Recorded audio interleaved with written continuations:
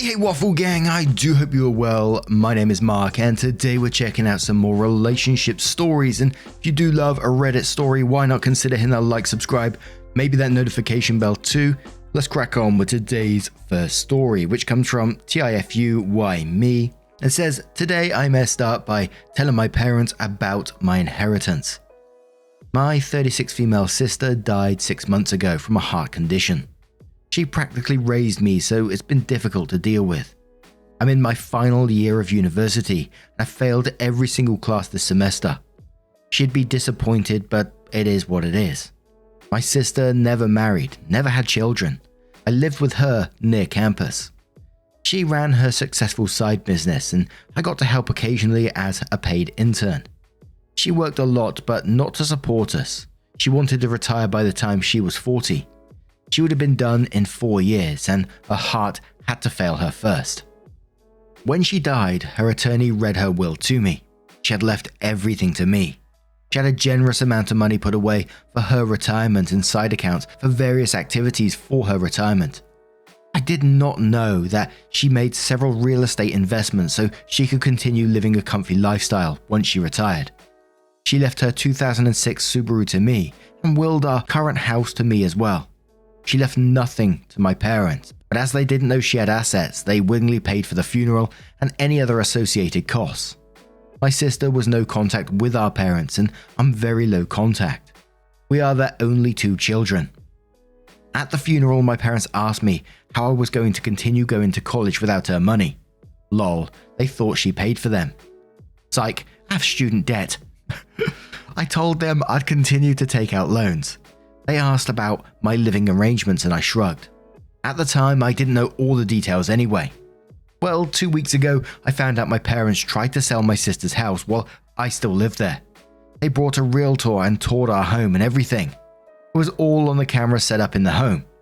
When I called them and informed them I'd be calling the police, they explained the situation. I told them it's my home and it was willed to me. They couldn't sell it. They were confused heavily. I told them to meet me at my attorney's and set a time. Cue today. My attorney explained the will to my parents. My mother went white as a sheet and my father was grumbling about suing me for his rightful money, plus the cost of the funeral. My mother began ugly sobbing, telling the attorney he was wrong. Her daughter would not leave the house to someone like me. The attorney cut the meeting short, and now we're preparing for the inevitable lawsuit coming my way. I just want to sleep and avoid all this. Just some added info. Mum is a stay-at-home mum, but like the kind who spends her life at the country club, not the involved kind. Dad is a businessman and is typically on business trips for weeks at a time. They live, as they call it, lower, upper class. And we do have an edit and some updates to this post as well. Now, for me, away from the main point of the story for a moment on the first paragraph when you said I'm in my final year of university and have failed every single class this semester, and you said she'd be disappointed, but it is what it is. I don't think your sister would be disappointed. I think you're going through an incredibly hard time, grieving most likely, and have a lot going on, so don't beat yourself up too badly over this. Your sister wouldn't be disappointed in you. And I'm sure a lot of people in the comments are going to cover the legalities of this because I never understand full legality. Some people say, you have to give them a minimum of £1 sometimes so that they can't contest the will and things like that. Most other people say, they just won't have a leg to stand on anyway. So my advice from covering these many stories and what people usually say is just listen to your attorney and do exactly what they say. But Zuga says, not only do your parents not have a leg to stand on legally, you already have a lawyer to tell you that. They also sound kind of dumb. If they tried to sell the house, a title search would reveal they don't have the title to it, which would stop the sale cold. Presumably, haven't your parents bought a house in the past? You mentioned they're in a country club set, so I would assume they are homeowners. Don't they know this? They can contest the will, but will contests are rarely successful if the will has been validly executed. You'll probably need to engage a trial attorney if they actually file a complaint. They may not. Unfortunately, there's no way out of this but to go through it. Good luck. Hepatitis T says, imagine losing your child and being mad about not getting money from it. Fisher says, this is not a mess up. You didn't F up in any way. Your parents effed up big time. and from the sound of it, for a long time. Don't spend the money, continue to let it grow into a nest egg so you can retire comfortably, and leave a savings for loved ones too someday. Continue your education and do something you enjoy with your life. Sounds like you may want to consider going no contact with your parents as well. They have shown where their interests lie, and it is obviously against your best interests. They have no grounds for a lawsuit at all and probably won't even find an attorney to take their case. Honor your sister by enjoying your life. And your Yellowbird says she wouldn't be disappointed in you because you are grieving, not slacking. When we lose someone, the depth of our grief mirrors the depth of the relationship we've lost. So it would be strange if her loss did not affect you or disrupt your daily life for at least a short while. It's a show of your humanity. That's a credit to the sister who raised you. As you obviously didn't get your parents' selfishness and cold indifference. Keep your head up, friend. And yeah, I know I go on about grief all the time, but I just think that comment is just so incredibly important to take that time to grieve for yourself. Don't beat yourself up about it. Like I always say, we always grieve in different ways and for different periods of time. You know, sometimes I feel like I'm not over it, but I feel like I'm sort of moving on kind of thing. But then at the same time, every single year, but every year so far since everything that's been going on, people passing away in my life, I have the same dream every February and March without fail. Most days I have the same dream, and it's really strange and interesting how your brain tries to process these things. One thing that always helps me out, and it may not help everyone out, and I know it's a very easy thing to say, and so it may not help everyone, of course, but I always think about how that person would want me to live. Would they want me to sit there, being sad and moping around? Which there's nothing wrong with that as well. There's nothing wrong with a good old cry. I do it all the time. But I always remember talking to my mum, and when she talked about death and things, we're sort of very pragmatic in most situations. At first, when we found out, she wasn't very well and she only had like 3 weeks left, it was a very, very sad conversation at first. Absolutely broke me to pieces. But when we started talking about it and that she's scared and all these kind of things, she would say things like, well, don't worry about it. And she would talk about like when she was gone, and she says, I just want you to be happy and live your life. And her saying was always that we're meat in the wind. But yeah, that's just my long ass waffly way of saying just grieve how you want to, as long as it's healthy. So there was also a couple of comments where OP gave some additional information. So someone said it sounds like they effed up since your parents don't seem to understand the estate and will process. If it was theirs, they would have been contacted. The estate should have paid for the funeral and not them though. And OP responded saying, the funeral planner tried to say that, but my parents interrupted. Our daughter will want us to pay for everything because we are her parents, and that's what parents do. I was thinking of refunding them at minimum cost of funeral services. Another commenter says, make sure you get the title, put in your name ASAP. Depending on where you live, they might require you to go through probate regardless, and that is certainly something you'd rather do sooner than later. If you ever try to sell or refinance the house, it'll be a huge headache for you then, and will probably cost you a lot more in extended process times, if not additional lawyer fees. Source, I work in mortgages, and this is not entirely uncommon. OP responded and said, the deed was put into my name 3 or 4 weeks ago. It took a pretty long time, so it might have already gone through something. The lawyer said they had to do a search to make sure she didn't have debt, and if she did, they would pay that first, and then the funeral. Then I would be able to get the assets. Sister was pretty much debt free. She had a $200 hospital bill, but yeah.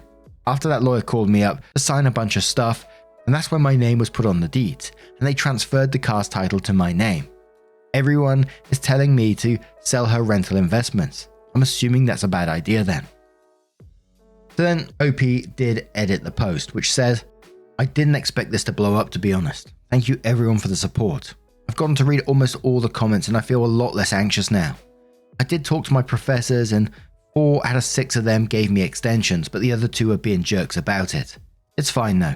I did sign up for my school's grief group. I just got done changing all my locks too.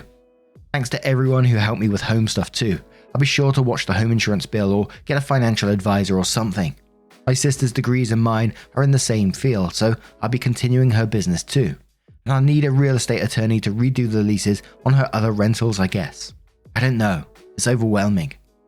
Edit 2. Since this keeps coming up, I stupidly gave them a few months after she passed. I didn't know they'd even try this until after the fact. The will doesn't say anything about them, but I'm leaving it up to the attorney to figure everything out. I will be paying them regardless for the cost of funeral, celebration of life, etc. Final update for now. Father sent me a text apologizing, said he wanted to sell the house because of the market right now, but won't push me. We'll give more details at some point. Gonna see how this plays out first, and I'll give an official update at some point, which we're going into now. Updates. My father stated he will not challenge the will, but warned us mother is still going to try. He said, to the attorney and not to me, that despite his efforts to convince her, she is saying mental health issues will prevent OP from doing what needs to be done. My sister's best friend Amy was looped in since my mother would be challenging the will, which she is a part of. She's been amazing, and I'm very happy she's around. She used to live with sister and I, but left when she died. Not because I wanted her to, she said it was hard being in our home. But she decided to come back after all of this. I told my attorney that since my sis had money set aside for a funeral anyway, I should offer to at minimum pay them back. They, Amy and attorney, both agreed it'd be a good idea so my parents wouldn't have a leg to stand on in court. Attorney has another meeting scheduled with my father on Friday/Monday, depending on his availability. Things are going fast, and I didn't expect them to go this fast. It's like my head is spinning. As for school, had a meeting with the dean and my academic advisor. Finals are next week, so they thankfully moved it up. I explained the situation to them and they were apologetic and let me know they'd talk to my teachers. The dean got back to me today and said the teachers were unwilling to compromise and ultimately it was up to them. He suggested I get the withdrawal from the classes, so I'll drop those classes. I'm taking a semester break, as a lot of you suggested. Oh, and for the Reddit user who said to offer free housing for the first year as a scholarship, Amy thought it'd be a great way to honor my sister. Not sure the process for that, but Amy said she'd help me figure it out once I'm out of school. I'm happy Amy is back home. Doesn't quite feel as empty as it did before. I'll update again if there's any other developments, but for now, I'm going to log out and let my attorney handle this. Thank you everyone for the advice. A commenter responded to that update and says, don't let them bully you into paying anything until you consult your lawyer. I would also keep low contact with them and even look into the grey rock method. Your parents truly sound like they only care about money and not the actual person. No parent would say under their breath they wanted to sue their only surviving child because they think they're entitled to the estate when they didn't. Those are people you don't want in your life, often, speaking from experience. If they continue to push you to sell the house, I would stop contacting them. OP responded saying, I have already sent the check for reimbursement of the funeral/wake celebration of life. They won't be getting another dime from me. OP continued, I do have an estate attorney, but the attorney I was talking about was the one who helped create her will. He practices family law and litigation as well. He's a family friend of Amy, so I trust him. I also have a real estate attorney because we have to draw up new leases for the tenants. P.S. for anyone reading, I will not be changing the rent as some people feared. I think housing prices are absolutely absurd, and as long as they remain the good renters my sister documented them as being, I don't see an issue with them paying under the market rate. It seems wrong to surcharge plus $800 a month when people honestly cannot afford it. Final update. I wanted to keep it mostly vague but update you all. We settled prior to court for an undisclosed amount. She agreed to drop some things, example, slander. If I agreed to drop some things, example, emotional distress. Side note, those are just examples and most definitely not the things we discussed. We both came to the agreement that I could post whatever the F I want. Dad pushed the whole freedom of speech stuff. I said I wouldn't let her take a dime from me, but honestly I was just too exhausted from it. I can't go into much detail, but I may make a new account and start posting all the crap my mother has put me through since everyone, by everyone I mean my parents, knows about this one now. Amy is still being a kick-ass mama bear, and I was looking into adult adoption or at minimum changing my last name to hers. I want no ties to my parents. Anyway, thanks for the support and love.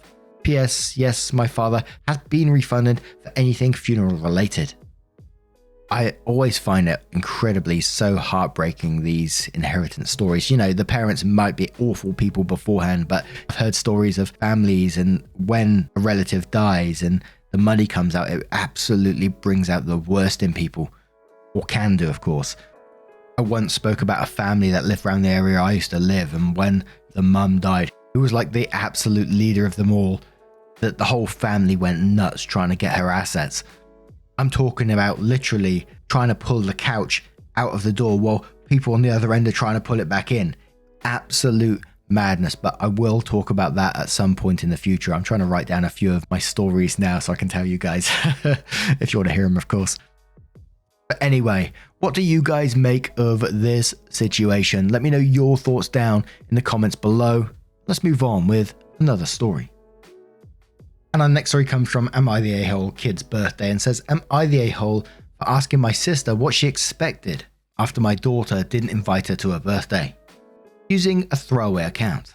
My 32 female daughter, 16 female, grew up extremely close to my sister, 23 female, because of how small the age gap between them is, and my sister got married in September. However, she decided to have a child-free wedding, and my daughter was not invited.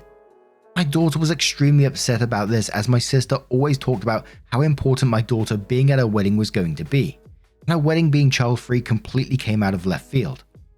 Recently, my daughter's 16th birthday passed, and she decided to have a small party with me, as well as her father and a couple of other close family and friends. My sister wasn't invited. When she asked me what time she should show up, I told her my daughter was still upset about not being invited to one of her most important events. My sister got upset, asking why I was letting my daughter punish her, because she had her wedding how she wanted it. I asked what she expected, knowing how close she and my daughter are, and told her she should have known that my daughter would be upset about it. My daughter had a blast at her party, and my sister is still being passive-aggressive towards me and husband. I know it's my daughter's party, and it's supposed to be about her, but my sister's behavior is making me feel doubtful about my decision. So, am I the a-hole? Edit, I did initially bring up that my daughter not being invited upset her, but my sister told she wanted the freedom to go wild at her wedding, and that my daughter would eventually get over it. Now, we had a story a little while back where children were not invited to the wedding, and it was like 16-year-olds, and they were expected to look after the kids. It might have been 13-year-olds actually, apologies there. And they were expected to look after the younger kids, the toddlers, and watch movies with them while the wedding was going on. And obviously the teenagers were upset. They were like, we can behave in a wedding setting. It's not like they could be sliding all over the floor and stuff like that. And I mean, absolutely fine if you want your wedding to be child-free, etc. And you can't be upset when someone doesn't invite you to their special event as well. And I know it's very unlikely to happen in these stories, but there's a moment in them for a bit of self-reflection, like you're being told that your family member was upset because they was not invited to the wedding. They're 16 years old. Come on, have a think about it, and then you should step back and think, ah, shit, yeah, I really did mess up there. And I totally understand why she wouldn't invite me to her special event then. I'll make an apology and hopefully we can move past this in some way. But no, you double down and be passive-aggressive about it. I'm sure that's going to solve everything. And in the comments, JRM says, not the a-hole. Your daughter was simply also having a party how she wanted. Child-free weddings are fine to have, but clearly your daughter was hurt by this, and she is allowed to be, and her feelings are valid. Your sister needs to recognize that her choice hurt your daughter. Yes, please don't, says not the a-hole. Your daughter is 16, not 4. Actions have consequences. She has every right to be hurt by not being invited to your sister's wedding. Your sister had the wedding she wanted, and your daughter has the birthday party she wanted. Atheria says, not the a-hole. Most people don't consider child-free to include older teenagers, and many families make an exception for certain other family members, at least for the ceremony itself. Unless your daughter is extremely immature, I don't understand not inviting her considering her age and their relationship. She's certainly mature enough to decide who she does and doesn't want at her own birthday party anyway. Miss 70 says, not the a-hole. Your sister had no problem excluding your daughter from her wedding. That hurt your daughter greatly because in the language of actions, what truly matters, it screamed, you, daughter, aren't close to me as you thought you were. So your daughter is rightfully refusing to have your sister at a birthday party. She's 100% in the right. It is her party after all. Your sister is being passive-aggressive because she doesn't like feeling excluded. Obviously, I have zero sympathy for her. She started the whole thing. Bubbly Satisfaction says, not the a-hole, and I don't blame your daughter. I think that I am biased though. Something similar happened to me, when my cousins and me didn't find out about the no kids invited until about 2 months before the wedding. By then, the bride had said all of these things and allowed us, the teenagers, to tag along for her errands. One of our relatives told the bride about our plans to shop for dresses for the wedding, so the bride spilled the beans. The backlash wasn't as ugly as one would think, but people, invited guests, were peeved because they had to make childcare arrangements. It sucked even more because all of us teenage girls were stuck providing free babysitting services for the kids that came with their parents for the wedding. And one more comment from Miss Mediator, who says, not the a-hole, and tell your sister your daughter won't get over it. I grew up within an extended family and the cousins were all close. We saw each other, so the time when the oldest cousin got married, he and the now wife decided no one under 16 would be invited. That left me and my younger sister as the only 2 of 10 not invited. I was devastated. My father even offered to pay for our dinners, but they still said no. I should mention they got married less than 1 month before my 16th birthday. That was in 1973. I've seen both many times over the years, and every time either of them tried to talk with me, I walked away. I refused to go to any events at their home. At one point, he asked me what was wrong, and I simply said that since he didn't think I was good enough to go to his wedding, I see no reason to speak with him now. My parents thought I was terrible for not letting it go, but then they weren't the one left out. To this day, I clearly remember how hurt I was when I was told I wasn't invited. Do I really care now? No. I haven't cared about it in years. Will I ever talk with them? That would also be a no. I just have no need. But now I'm going to turn this one to you guys. What do you guys make of this situation? Let me know your thoughts down in the comments below. What is the cutoff date for a child-free wedding? I'm curious. I've personally never been to a child-free wedding, so I don't actually know. I don't think I've ever seen one mentioned in these posts either. I've heard people complaining about, teenagers should be able to go, etc. But is there a general rule for this kind of thing? I honestly don't know. Let me know your thoughts down in the comments below. And just a huge thank you from the bottom of my heart for getting involved in today's stories. Your love, your support, and your time always means the absolute world to me, especially your time. I know I go on all the time about it, but spending that time listening to these stories and getting involved is just... Anyway, don't get me started. And hopefully I will see you in the next one. Take care and much love, you cheeky so-and-so.